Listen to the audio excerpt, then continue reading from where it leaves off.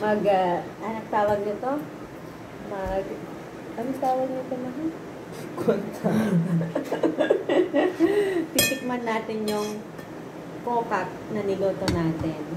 Ayan. Adobo ang gusto ng mga lahat. Dried adobo na may 74, 76 na sili. Ang kaya lang ng mga mabababang nilalang sa sili. 6 lang. Ito 6 lang yung nalagay ko. So tikman na ang ating husgahan na ang ating palaka. Kung ano ang last.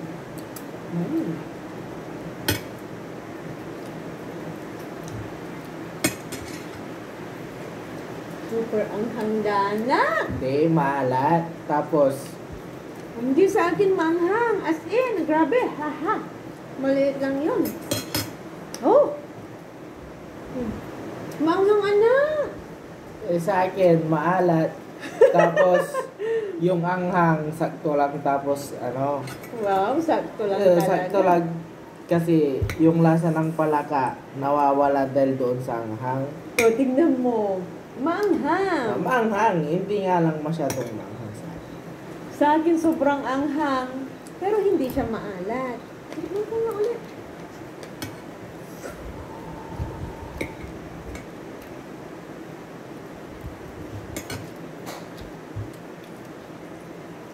Maanghang kahit isa lang na maliit, anak.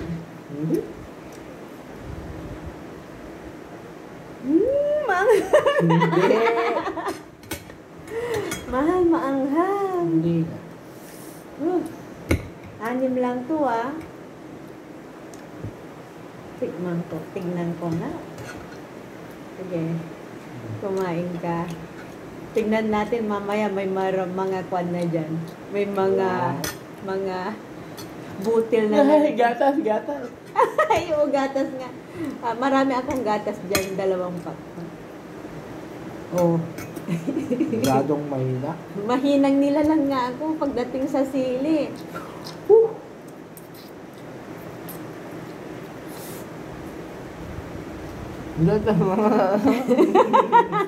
Ibabaingan na. Ay, nababaingan. Sige guys, tingnan nyo muna yung anak ko na kumakain. Bantayan nyo yan.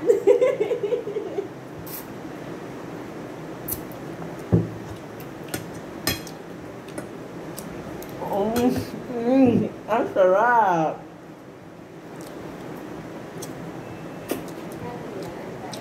Masyadong mahina yung nanay ko. Di naman masyadong manghang. Masyado siyang weak, mahinang nilalang. Nilalag mo ata ako dyan, anak. Hindi. Parang may narinig akong weak. Masarap yung loto nyo. Tapos, Mahinang nilalang kayo. nilaglag mo ko, Hindi na ako magluluto. Sige. Thank you for watching.